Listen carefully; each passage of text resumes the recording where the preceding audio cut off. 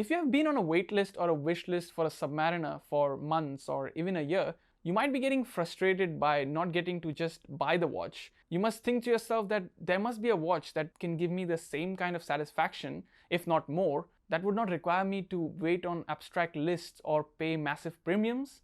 Well, there is. For half the price of a sub, and arguably better value than a Submariner. I'm of course talking about the Black Bay 58. Not this one. I'm talking about the OG.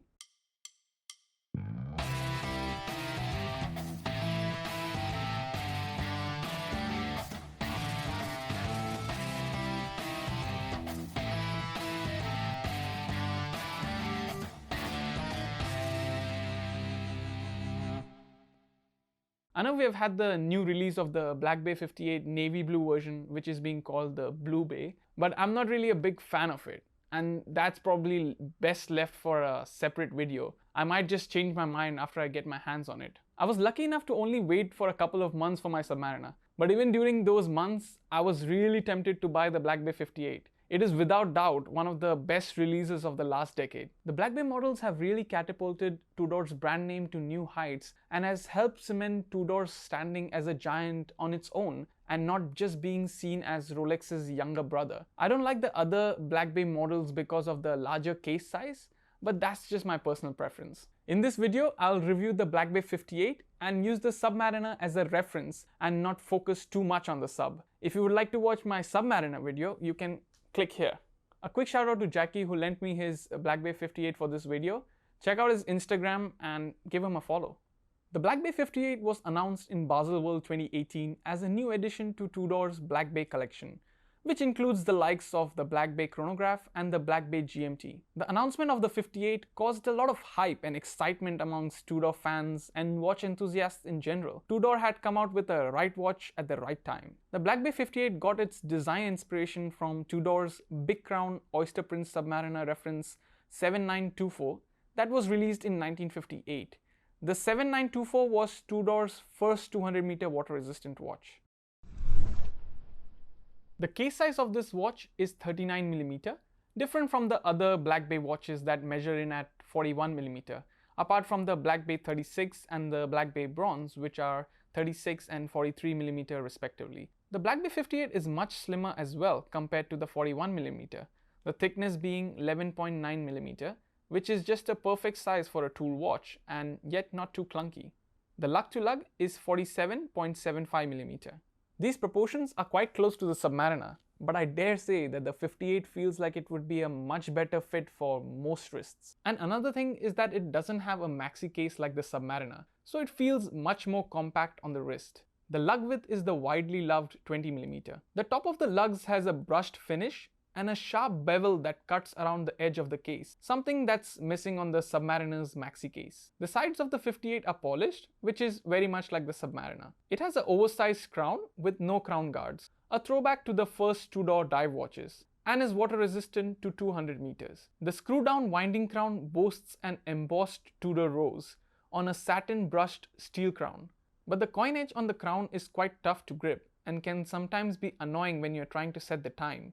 Compare that to the Submariner and the crown is very easy to grip and wind. For the 58, Tudor went with a gold on black printing. The Tudor logo, the depth rating, the chronometer certification, the chapter ring, the hour marker surrounds, the hands and the bezel markings are all a warm shade of gold. Tudor officially describes them as pink gold markings, but they look more like yellow gold. Some people love the gold, but some might give that as a reason as to why they prefer the much simpler and more versatile look of the Submariner. But honestly, because the Black Bay 58 is referencing 1950s divers, I think the gold is warranted and it helps distinguish the watch from other Black Bay offerings. I absolutely love the red triangle at the 60 spot on the bezel with a beige lume pip. The red is again inspired by the vintage. The 60-click unidirectional matte black bezel insert is aluminium. Aluminium is preferred by some over the ceramic ones you'll find on most modern divers. Personally, I prefer the ceramic bezels because they are more scratch resistant. The coin edge is a bit slim on the bezel as well, so it can be challenging to turn, though it looks a lot nicer and feels better in most day-to-day situations. The dial of the 58 is proper Black Bay. It is super legible, and the 3-hand no date configuration is just what a dive watch needs. You have Submariner style hour markers composed of lume fills applied rose gold. The lume is also that same warm off-white color but doesn't actually look like faux patina. It of course contrasts with the blue chromalight lume of the Submariner. I think the green lume suits the vintage look of the 58 more. The hands are the trademark snowflake, set finished in polished rose gold. If you're okay with the specs written on the dial of the Submariner, then you would also be okay with it being on the dial of the 58.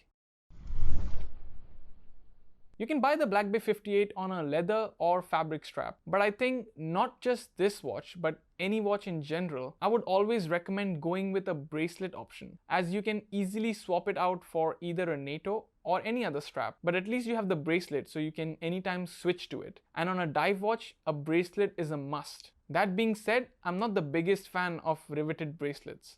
The Black Bay 58 has a rivet style bracelet. The links are solid. The bracelet tapers from 20mm to 18mm, making it look and feel slender on the wrist. The clasp is substantial and comfortable. Although there are only 3 sets of holes for micro adjustments on the clasp, I would have preferred at least 5 since there is no glide lock feature like the one on the Sub.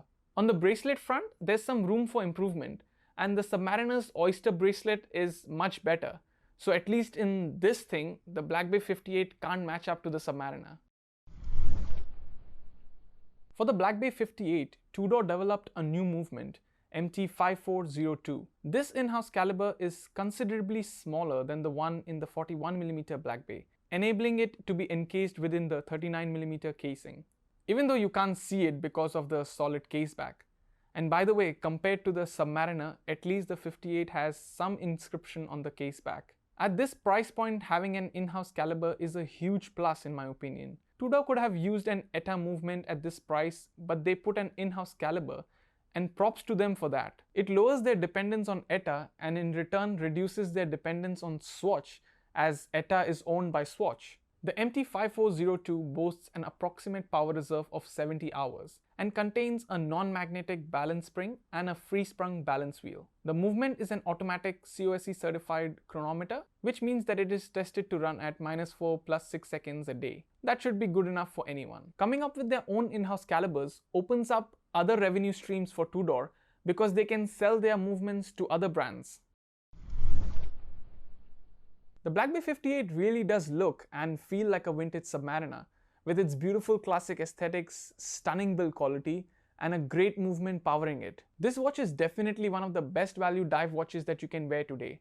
A few improvements could be adding a micro adjustment on the clasp, something like the Submariner's glide lock, and also the coin edge on the bezel and the crown could be a bit thicker. It's a fun watch and could easily be a one watch collection, or a great addition to a bigger collection. It will cost you around $3,575 US and might just be easier to get now because of the new release of the navy blue version, and people might be going for that one over the original Black Bay 58. If for some reason you're not a Black Bay 58 fan, I can suggest 2 alternatives. Something cheaper than the 58, I would say look at the Oris Diver 65, and something a little bit more expensive than the 58, I would say look at the Omega Seamaster 300. Let me know in the comments down below what you think of the Black Bay 58, and also what do you think of the new navy blue version. If you enjoyed this video, do smash that like button, and also follow me on Instagram at WineItOnTheMove.